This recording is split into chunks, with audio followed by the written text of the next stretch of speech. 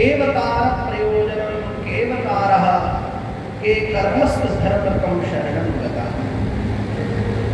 पहला प्रश्न है, मानव के लिए श्रेष्ठ साधन क्या है? दूसरा प्रश्न होगा, शास्त्रों का सार क्या है?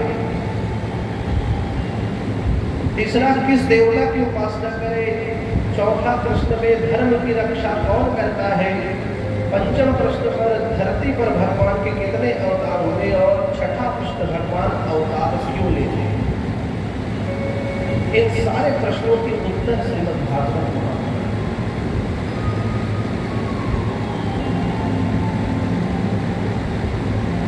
समझ लीजिए। इन प्रश्नों में हमारे भी बहुत सारे प्रश्न वहां भरे हुए हैं, उनका उत्तर भी हमको प्राप्त होगा।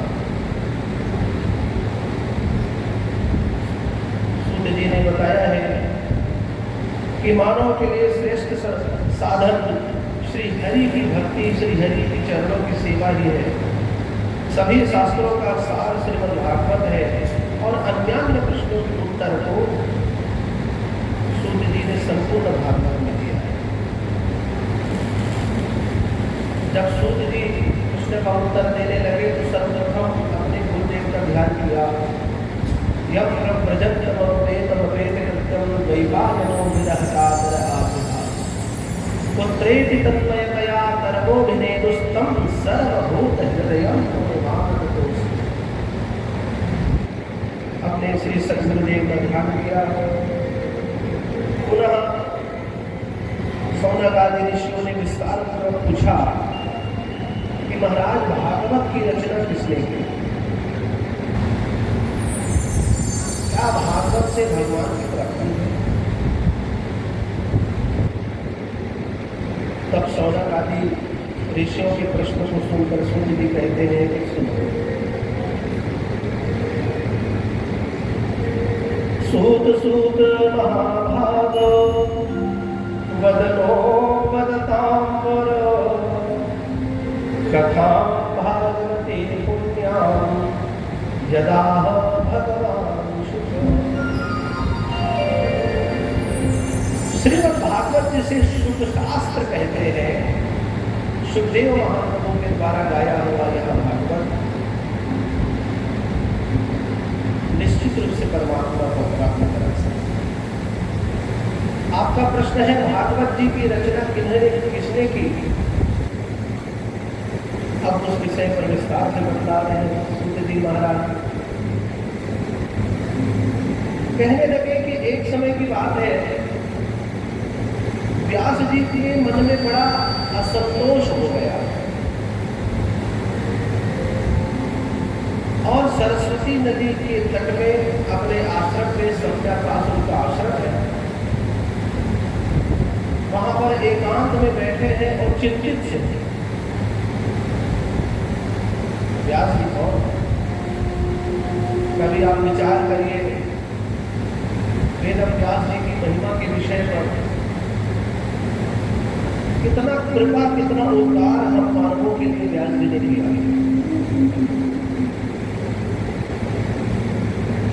महाराज पराशर और सत्यवती के मित्र के रूप में इनका नाम पराशरी भी है। इनका जन्म द्वीप में हुआ था, टापू में हुआ था, इसलिए इनका नाम वैपायन भी है। इन्होंने वेद का विभाजन किया, इसलिए इनका नाम व्यास है। सौनक आदि कहते हैं, महाराज थोड़ा विस्तार से समझाइए, हम जानना चाहते कौन है व्यास। तो बताने लगे कि भगवान नारायण ही व्यास के रूप में अवतार है। क्यों अवतार है? कि धर्म की स्थापना करने के लिए, मानवों का कल्याण कैसे हो इस भावना को सुदृढ़ करने की मंगल में भावना की। पहले वेद एक ही थे, ब्रह्मज्ञों से निकला हुआ एक वेद। उस वेद को इन्हीं पराशरी व्यास जी ने 4 भागों में विभाजित किया। तो 4 वर्ग है, ऋग्वेद, यजुर्वेद, सामवेद और अथर्ववेद। आप सभी नाम सुने होंगे, चारों वेद बोलते हैं ना, 4 वेद 6 शास्त्र। तो चारों वेदों की रचना या विभाजन करने का कार्य व्यास जी ने किया। अब व्यास जी ने देखा कि धरती लोक में भविष्य में कलिकाल में लोगों की बुद्धि उतनी अच्छी नहीं हो पाएगी कि वेदों के मंत्रों को समझ पाए। तो उन्होंने उपनिषद की रचना, 4 वेद हो गए और उपनिषद कितने हैं? 108 उपनिषद है। उन 108 उपनिषदों में 10 उपनिषद प्रमुख हैं, जिनको हम सामान्य रूप से कहते हैं। हम सनातनियों को हमारे धर्म ग्रंथों के विषय पर जानना आवश्यक है। कोई पूछ दे क्या उपनिषद है भैया, जानना। उपनिषदों की रचना इन्होंने की। उसके बाद भी लगने लगा कि उपनिषदों के अर्थों को समझ पाना मानवीय बुद्धि में आसान नहीं होगा। तो इन्होंने महाभारत की रचना। अभी देखो कोरोना काल में बहुत लोग महाभारत को देख लिए, जो लोग नहीं देख पाए थे महाभारत सीरियल में तो नहीं देख लिए। महाभारत ग्रंथ की रचना जिसमें संपूर्ण शास्त्र छिपा हुआ है और हम मानवों के लिए सहज है पढ़ना, उस महाभारत की रचना व्यास जी ने की। किंतु पहले लोग धर्म के आचरण से युक्त रहते थे, सुंदर शास्त्रों को पढ़ते थे। महाभारत किसके लिए क्या करना है? उसी महाभारत के शांति पर्व का ही भाग श्रीमद् भगवत गीता है। श्रीमद् भगवत गीता जो छोटी सी पुस्तिका के रूप में हमको प्राप्त है, हम घर घर रखे भी रहते हैं, वो भागवत गीता महाभारत का ही शांति पर्व का भाग है। पहले महाभारत की सुंदर व्याख्या होती थी, लोग पढ़ते थे, घर घर रखा जाता था। लेकिन नहीं मालूम ये कहां से अफवाह चल पड़ी कि जो अपने घर में महाभारत रखता है उसके घर में महाभारत होता है। और ऐसा सुनते ही लोगों ने महाभारत ग्रंथ को अपने घर से हटा दिया और वहीं से उसकी दुर्गति आ गई। प्रेम से बताइए कितने लोगों के घर में महाभारत अभी नहीं है? क्या महाभारत नहीं है उसके बाद आपके घर शांति चल रही है क्या? निरंतर युद्ध है, कोई न कोई बातों पर वैचारिक मतभेद हो रहे हैं। हमारे धर्म ग्रंथों को हमारे घरों से बाहर हटाने की योजना चलाई गई और हम भी जिस प्रकार से बांसुरी बजा करके जैसे चूहे उनके पीछे मंत्रमुग्ध हो जाते हैं, ऐसे ही हम भी बिना विचारे सोचे जैसा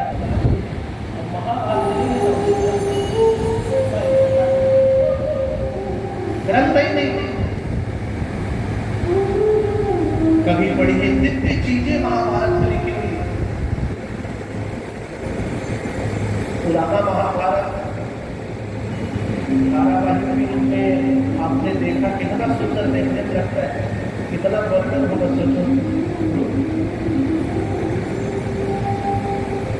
व्यास जी ने उसकी रचना कालांतर में और लगा व्यास जी को कि नहीं मनुष्यों के लिए और सुविधाजनक ग्रंथ की रचना की जाए। तो 17 पुराण लिखा, 17 पुराण, शिव पुराण भी उसी में आते हैं, देवी ये किसके लिए? हमारे लिए, हमारे अध्ययन के लिए। स्त्री सूत्र जाति राम त्रयी न श्रुति को चला। हर आम मनुष्य के लिए, हर हिंदू सनातनियों के लिए पुराणों की रचना है। 17 पुराण देखो कितना उपकार किया है व्यास जी ने हमारे ऊपर, किया है कि नहीं किया? विचार करो तो। और उनके कितने ग्रंथों को हम अपने घर में रखेंगे बताइए? उनके ग्रंथों का नाम भी नहीं पता होगा। तो जिन्होंने मानव समाज को दिशा दिया वे जगत गुरु कहलाए, और उन्हीं व्यास जी की जयंती पर हम व्यास पूर्णिमा मनाते हैं, उसको गुरु पूर्णिमा कहते हैं। बोलो व्यास जी महाराज की। कितना उपकार, हम मनुष्यों को दिशा देने के लिए धर्म ग्रंथों की रचना,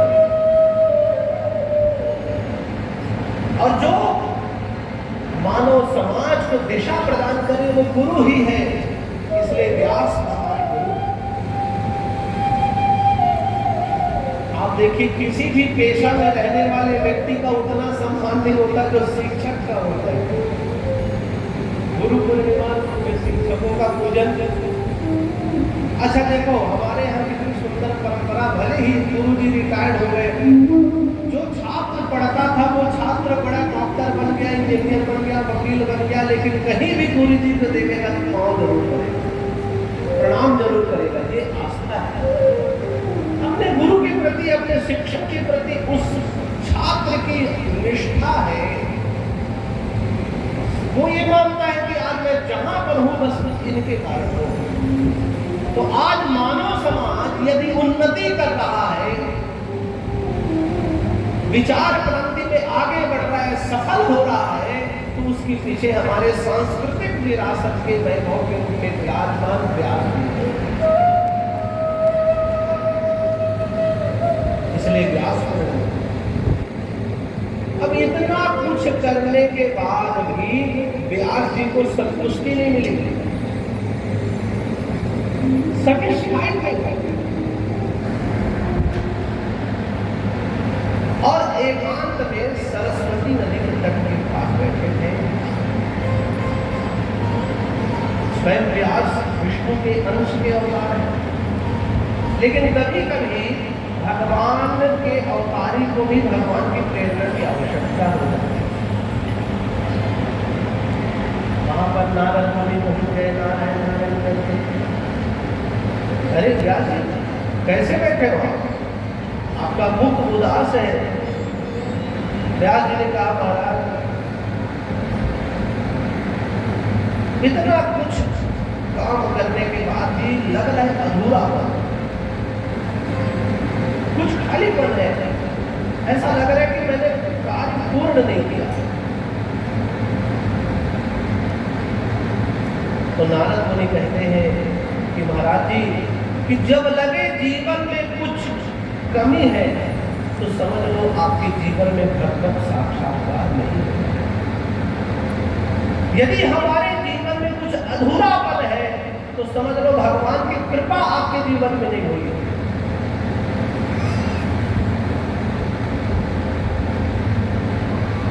व्यास जी कहते हैं कैसे? मेरा मन प्रसन्न कैसे होगा?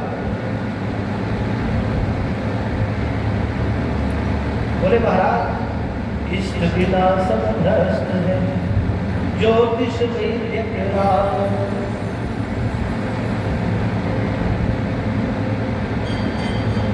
मैं स्वयं नारद बना हूं, इसके पूर्व भी अनेक जन्मों को मैंने पार किए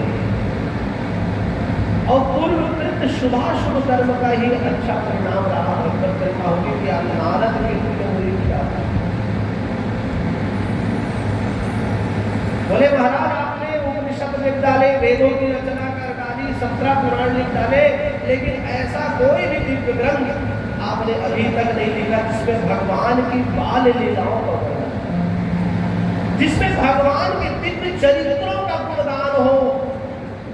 ऐसा कोई ग्रंथ आपने नहीं लिखा और इसीलिए आपके जीवन में असंतोष की भावना है। देखिए नारद जी ने उनको संकेत दिया। कभी कभी ज्ञानी व्यक्ति भी विस्मृति कर जाता है, भूल जाता है, उनको बताने के लिए संकेत पर्याप्त होता है। तो नारद मुनि अपने जीवन की बात बताने लग गए। देखो, कभी कभी अपने दुख को जब आप बताओ तो उस व्यक्ति के पास बताना चाहिए जो स्वयं दुखी हो। खग ही जाने खग की भाषा, साहित्य में। और जो जिसके जीवन में दुख ही नहीं हुआ हो उसको आप अपनी बात बताओगे तो वो ध्यान से सुनेगा। दो बातें सुन करके संतुष्ट करके ऐसा बहाना बना के चला जाएगा, आप बोल ही जाओगे और वो चला जाएगा। प्रेम से बोल सकता। तो नारद जी ने अपना वृत्तांत सुनाया। नारद जी कहने लगे, भवतानो नित्यायं यशो भगवतो वनम ये दैवासो न तुष्येत मनन्ये तद्दर्शनं कृतम्। जब नारद जी बताने लगे तो भागवत जी में वर्णन आया है, पहले जो चर्चा हो रही थी उसमें नारद उवाच लिखा, और जब अपना अनुभव की बात बताने लगे तो श्री नारद उवाच लिखा। तो इसमें सुंदर रहस्य टीकाकारों ने माना है, भगवान ही नारद के रूप से बोल रहे थे, इसलिए श्री भगवान बड़ी बृहद व्याख्या है। तो नारद जी बताते हैं कि हे व्यास जी सुनो मेरी बात। मैं पूर्व जन्म में उपबर्हण नाम का गंधर्व था और मेरा काम था देवताओं की सभा में भगवान के सुंदर गीत गाना। देखो नारद जी का पूर्व वृत्तांत, मैं भगवान की स्तुति करता था, सुंदर सुंदर गीत गाकर उनको निभाता था। लेकिन एक बार मुझसे गलती हो गई, मैंने लोक मंगल के गीत गा दिए। भगवान ब्रह्मदेव की सभा में भगवान की स्तुति न करते हुए प्रकृति और अन्य सुंदर चीजों का वर्णन कर दिया। तो ब्रह्मदेव रुष्ट हुए और उन्हें शाप मिल गया कि तुम धरती लोक में जाओ और दासी पुत्र के रूप में तुम्हारा जन्म हो। श्रेष्ठ गंधर्व उपकरण शाप के वशीभूत होकर धरती लोक में एक दासी के पुत्र के रूप में जन्म लिया। और नारद जी बता रहे, एक तो मेरे पिताजी नहीं थे, जब मैं बड़ा होने लगा पिताजी मर गए, मेरी माता थी अकेली दासी थी। तो एक महाराज के आश्रम में झाड़ने बुहारने का काम करते थे और मैं 5 वर्ष का बालक था तो अपनी माता के साथ चला जाता था। वहां पर भी सुंदर, जैसे कितना सुंदर आश्रम जैसा है मंदिर, परमेश्वरी भवन, माता परमेश्वरी की अंदर में बड़ा सुंदर आश्रम का अनुभव होता है। एकांतवास भी है और भगवती की आराधना भी हो सकती है। तो ऐसे